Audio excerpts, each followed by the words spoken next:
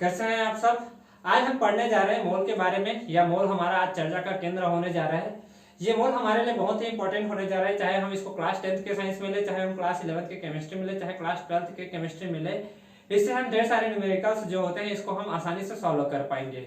ये बहुत ही important topic है। इसके बिना हम मोलरता, नॉर्मलता, फॉर्मलता इन सबको गणना नहीं कर पाएंगे। यानी कि हमारा जो 12th का टॉपिक है, या फिर हम 11th में ही बहुत सारे जो ढेर सारे आगे आएंगे थर्मोडायनेमिक्स में, इन सबको बारे में हम गणना नहीं कर पाएंगे। तो इस लेक्चर को पूरा देखिएगा, इससे हम आज निकालना सीखेंगे मोल क्या होते हैं। इससे आगे हम फिर आगे गणना सीखेंगे। तो चलिए शुरू करते हैं आज का टॉपिक। तो हम समझते हैं कि मोल क्या है। तो मोल एक क्या है, एक नंबर है। मोल क्या है, एक संख्या है।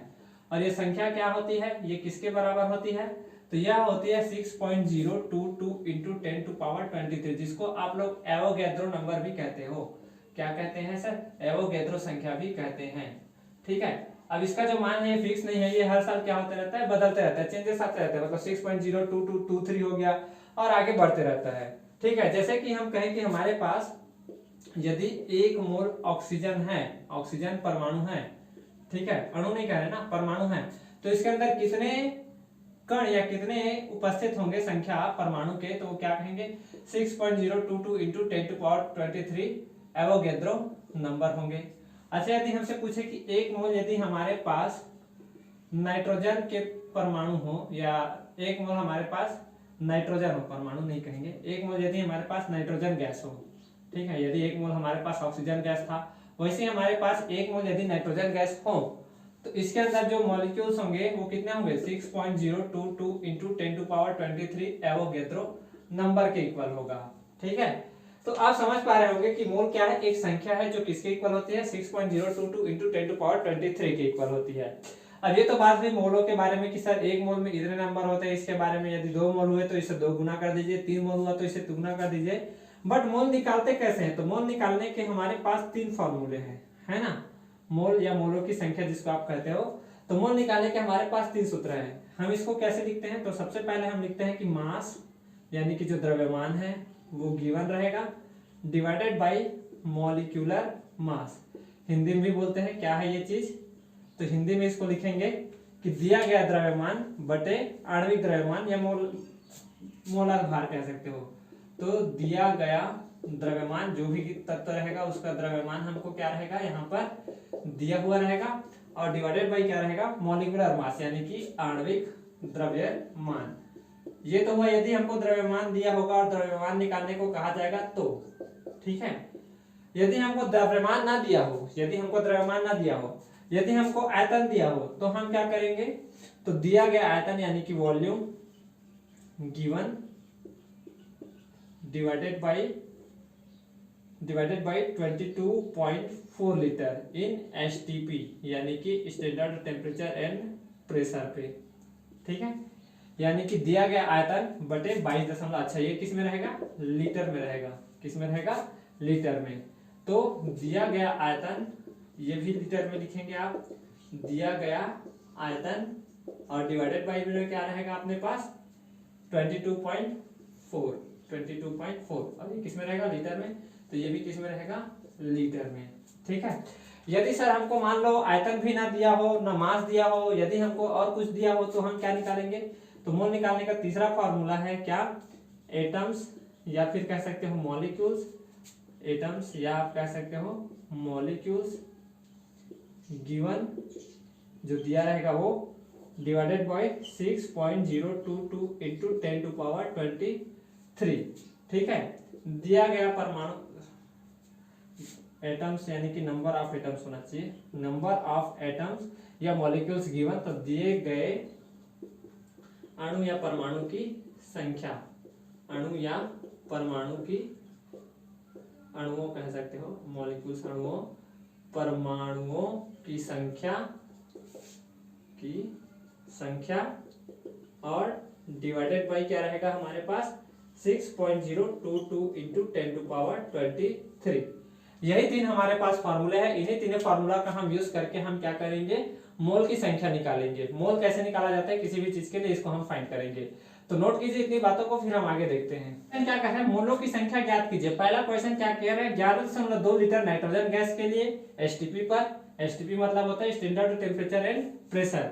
दूसरा क्वेश्चन कह रहा है कि 16 ग्राम मीथेन गैस के लिए। तीसरा क्वेश्चन कह रहा है कि ऑक्सीजन गैस के 12 गुणा 10⁴ अणुओं के लिए और 49 ग्राम H2SO4 के लिए। चलो सॉल्व करते हैं। पहला क्वेश्चन हम आपको सॉल्व करके दिखाते हैं, फिर अगला क्वेश्चन आप ट्राई करेंगे सॉल्व करने का। तो पहला क्वेश्चन क्या कह रहा है अपने पास, 11.2 लीटर किसके लिए, नाइट्रोजन गैस के लिए। तो हम जानते हैं कि सर वॉल्यूम दिया रहेगा तो हमारे पास नंबर ऑफ मोल्स की संख्या क्या आती है, मोलों की संख्या नंबर ऑफ मोल्स बराबर क्या होता है, दिया गया आयतन, क्योंकि यहाँ पर आयतन वाला चीज है इस कारण से हम आयतन वाले फॉर्मूले को यूज करेंगे।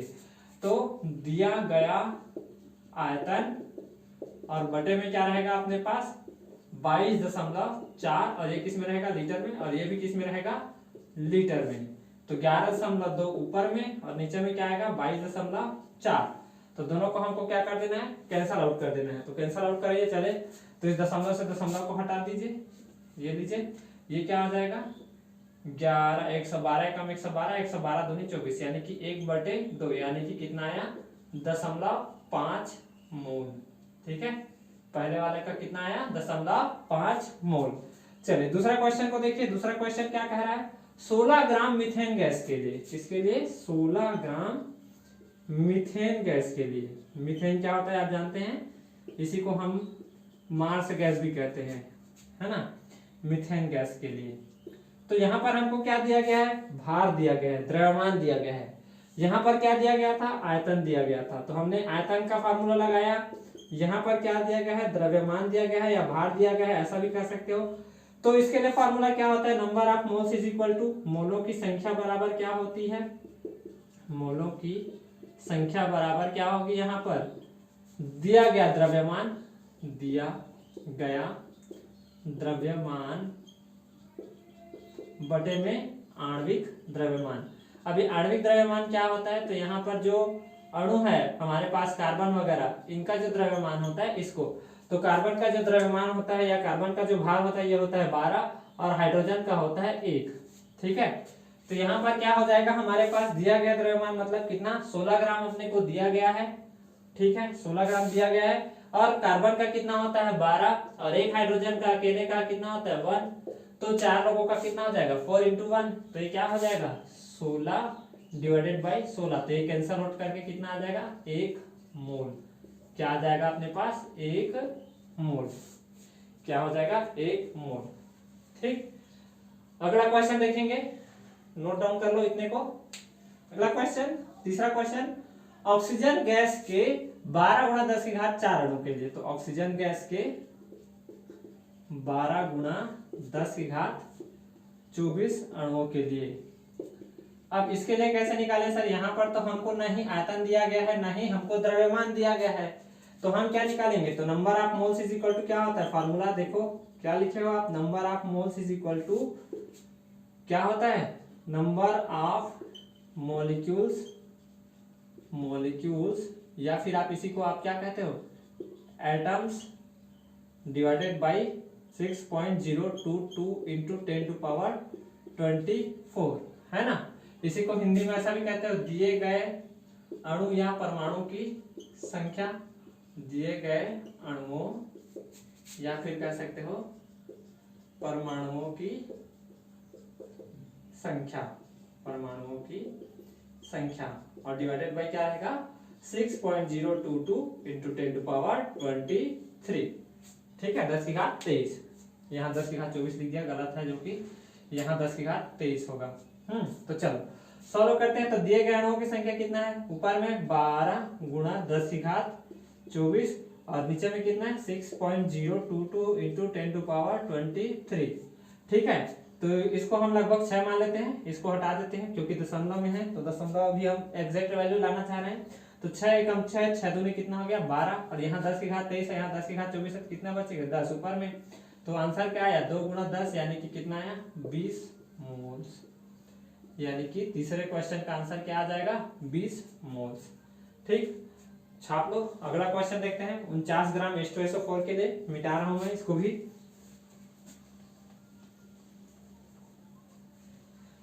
हो छू लिया तूने लब से आंखों को, चलो अगला क्वेश्चन, चौथा क्वेश्चन क्या कह रहा है, चौथा क्वेश्चन क्या कह रहा है, 49 ग्राम H2SO4 के लिए। अब देखो फिर से फार्मूला कौन सा लगाएंगे, द्रव्यमान वाला। तो 49 ग्राम H2SO4 के लिए क्या होगा फार्मूला बताओ। नंबर ऑफ मोल्स बराबर क्या सीखे हो अभी तक, क्या सीखे, नंबर ऑफ मोल्स बराबर नंबर ऑफ मोल्स। अब यदि हमको यहाँ पर द्रव्यमान दिया गया है तो कौन सा फार्मूला यूज करोगे, 3 फार्मूले लिखवाए हैं ना, याद है ना।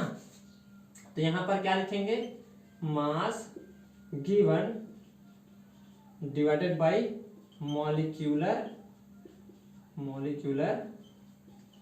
मास, ठीक है। यानी कि ऊपर में क्या आएगा, दिया गया द्रव्यमान और बटे में क्या आ जाएगा,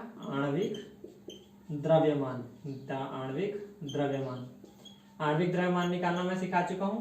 तो हाइड्रोजन का यहाँ पर लिख सकते हो, हाइड्रोजन का कितना होता है 1, सल्फर का होता है 32 और ऑक्सीजन का होता है अकेले का 16, ठीक है, इतना होता है। तो चलो निकालते हैं। तो ऊपर में अपने को क्या दिया गया है 49 ग्राम, नीचे देखते हैं क्या आएगा अपने पास, एक हाइड्रोजन का 1 होता है तो 2 हाइड्रोजन का कितना हो जाएगा, 2 एकम 2, ठीक है। सल्फर का कितना होता है 32, ऑक्सीजन का कितना है 1 का 16, तो 4 का कितना हो जाएगा 4 गुना 16, ठीक है, कितना हो जाएगा 4 गुना 16।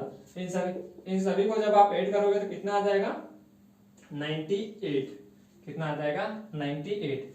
और इन दोनों को जब आप कटाओगे तो क्या आ जाएगा 1/2, जो कि किसके इक्वल है 0.5 मोल के इक्वल है, ठीक है। हमने चारों का आंसर खोज लिया, चारों को हमने बना लिया। कहां पर क्या क्या फार्मूला लगेगा समझ आ गया।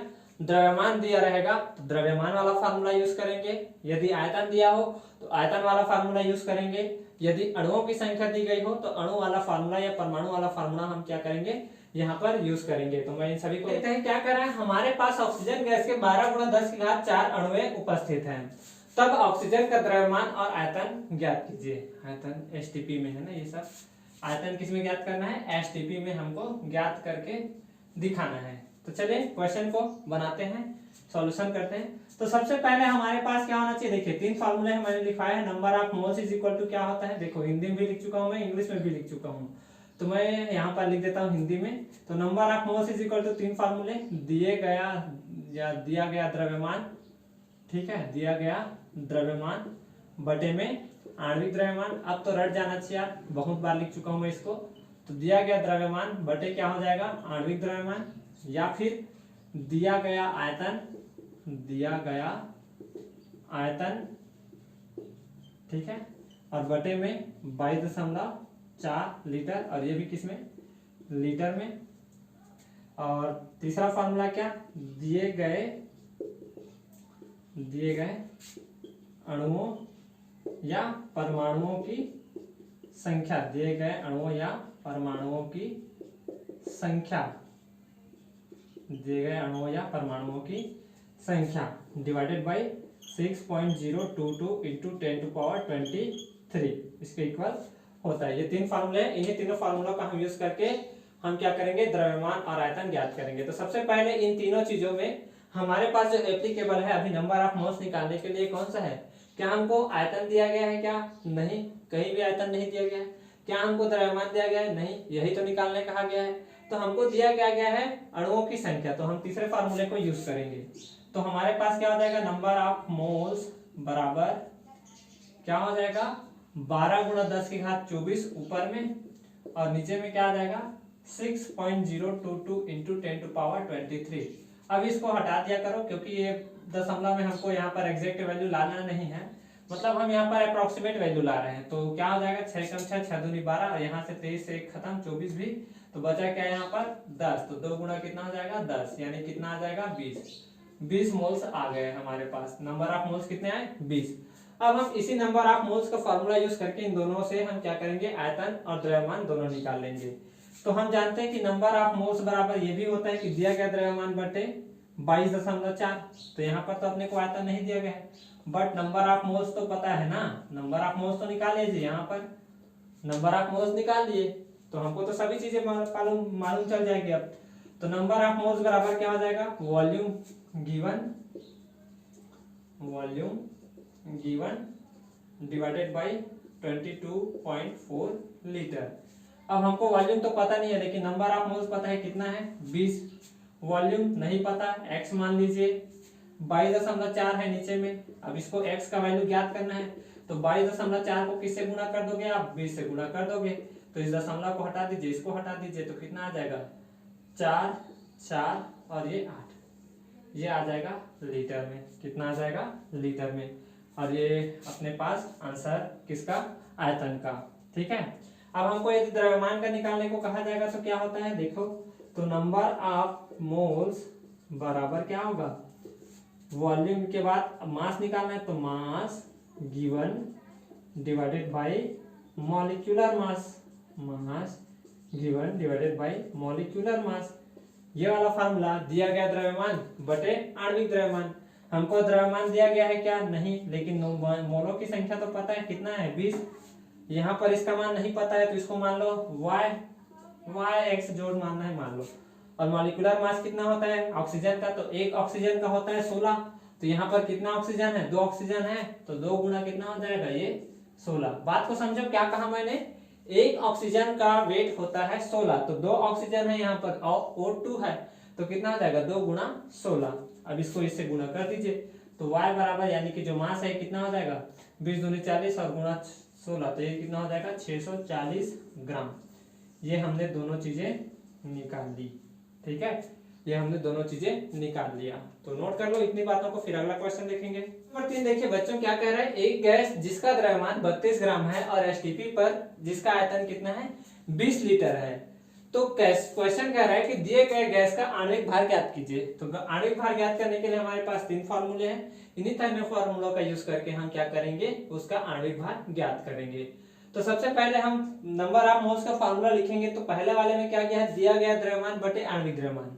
द्रव्यमान तो दिया गया है किंतु आणविक द्रव्यमान नहीं दिया गया है, तो इस फॉर्मूले से हम मोल की संख्या नहीं निकाल पाएंगे। ट्राई कर लो, देख लो निकालने का, बट पहले वाले से हम फॉर्मूले से हम मोलों की संख्या नहीं निकाल पाएंगे। दूसरे वाले में देखो क्या कह रहा है, दिया गया आयतन बटे 22.4।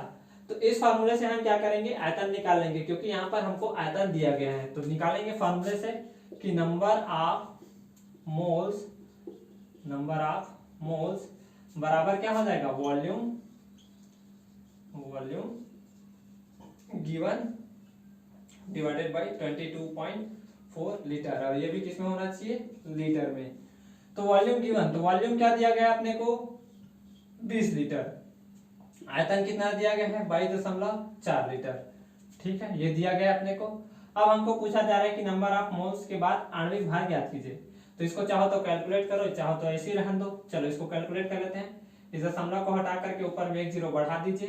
ठीक, ये सब कैलकुलेशन आप सीख चुके हैं 10th में, तो इसको कटा लीजिए। 2 1 0 2 एकम 2 2 0 0 2 0 0 और यहाँ पर 2 एकम 2 2 एकम 2 2 दूनी 4। ठीक है, 100 बटे 112। चाहो तो और कटा सकते हो, बट इतना रहने देते हैं। ये नंबर ऑफ मोल्स निकल करके आ गया कितना, 100 बटे 112, 100/112। ठीक है, अब हम क्या करेंगे, इस फॉर्मूले से हम क्या निकाल लेंगे, आणविक भार निकाल लेंगे। तो नंबर ऑफ मोल्स बराबर क्या होता है, नंबर ऑफ मोल्स बराबर क्या होता है, mass given divided by molecular mass, mass given divided by molecular mass. तो नंबर ऑफ मोल्स तो आपने निकाला अभी कितना, 100 डिवाइडेड बाय 112, यानी कि 100 डिवाइडेड बाय 112। ठीक, ये हो गया। उसके बाद मास गिवन, हाँ दिया गया है कितना 32 ग्राम, और मॉलिक्यूलर मास नहीं दिया गया है, इसी को फाइंड करना है, तो मान लेते हैं इसको x। तो अब हमको x का वैल्यू ज्ञात करना है, तो ये क्या हो जाएगा, 32 से 112 को गुणा कर लीजिए और डिवाइडेड बाय क्या कर दीजिए, 100 कर दीजिए। यही हमारा क्या हो जाएगा, आंसर हो जाएगा। चाहो तो ट्राई कर लो, कितना हो जाएगा, 32 दूनी 64 का 4 हासिल आया 6, 32 से कम 32, 36 3 हासिल 32 और 3 35, और 100 से है तो यहाँ पर यानी कि यहाँ पर आप लगा देंगे दशमलव। तो यहाँ पर क्या आ जाएगा 35.84। नहीं समझ आ रहा हो तो इसको ऐसे लिख लो, 35.84 आ जाएगा। चाहे कैलकुलेशन कर दे सकते हो अपना। 32 दूनी आया 64, 64 का हो गया 6 बाहर, 32 से कम 32 और 6 38, 38 का 8 लिखे, 3 बाहर किए, 32 से कम 32 3 35, और नीचे 2 0, तो 2 अंक के बाद पीछे से दशमलव लगा देंगे। पीछे से क्या कर देंगे, दशमलव लगा देंगे। इस प्रकार से हम मोलों की संख्या निकाल लेंगे। ठीक है, चलिए तो आज हमने सीखा मोलों के बारे में, मोलों के विषय में कैसे निकाला जाता है, कैसे इसमें फॉर्मूला लगाया जाता है। ये हमको आगे के लेक्चर में बहुत काम आने वाले हैं। कृपया इसको अच्छे से देख लेना, नहीं समझ आया हो तो कृपया वीडियो को पीछे जाकर के फिर से देख लेना, रिपीट कर लेना। तो आशा करते हैं कि आज का लेक्चर आपको जो भी समझाया मोलों के बारे में समझ आया होगा। वीडियो यदि अच्छा लगा हो तो कृपया इसको लाइक कीजिए, आगे शेयर कीजिए और चैनल पर नए हैं तो सब्सक्राइब कर लीजिए। तो आगे पढ़ते रहें। All the very best. जय हिंद, जय भारत।